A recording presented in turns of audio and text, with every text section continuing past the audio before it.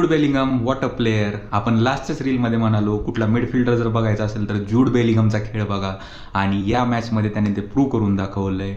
Once in a generation player इंग्लंडने produce केला आहे. आत्ताशी 23 वर्षांचा आहे आणि आतापर्यंत त्याने वर्ल्ड कपमध्ये 6 गोल मारले आहेत. हॅरी केनच्या गोलच्या रेकॉर्डची बरोबरी केली आहे आणि काय मॅच झाली इंग्लंड नॉर्वेची. 30 मिनिटांमध्येच नॉर्वेने जेल्डरअपच्या एका गोलच्या जोरावर, जो की एकदम सुंदर गोल होता टॉप राईट कॉर्नरला, त्या गोलच्या जोरावर 1-0 लीड घेतली होती. आणखी एक चान्स क्रिएट केला होता जिथे सॉरलाथने कदाचित जो बॉल हा हालांडला दिला असता तर आणखी एक गोल झाला असता. ती गोष्ट त्यांना खलत राहील. त्याच्यानंतर हाफ टाईमच्या थोड्या आधीच बेलिंगमने एक सुंदर गोल मारला जो गॉर्डनने पास दिला होता.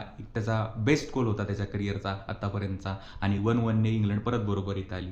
त्याच्यानंतर मॅच हा फुल टाईमपर्यंत एकदम कट टू कट चालली होती. इंग्लंडने जास्त काही शॉट घेतले नाही. नॉर्वेने चान्सेस क्रिएट केले बट त्यांना ते कंप्लीट करता आले नाही. आपण जसं म्हणालं होतं मार्क गुई आणि जॉन स्टोन्स हालांडला रोखतील, त्यांनी ते रोखण्यात 100% यश प्राप्त केलं. हालांडला केवळ आणि केवळ 20 ते 21 टचेस घेऊन दिले आणि त्याला बॉल मारण्यापासून खूप रोखण्यात आलं.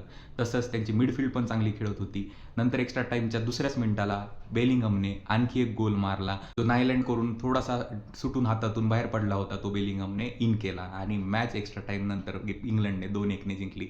आणि आता इंग्लंड आणि अर्जेंटिना ही एक ब्लॉकबस्टर सेमीफायनल होणार आहे. त्यासाठी आपण रेडी राहूया.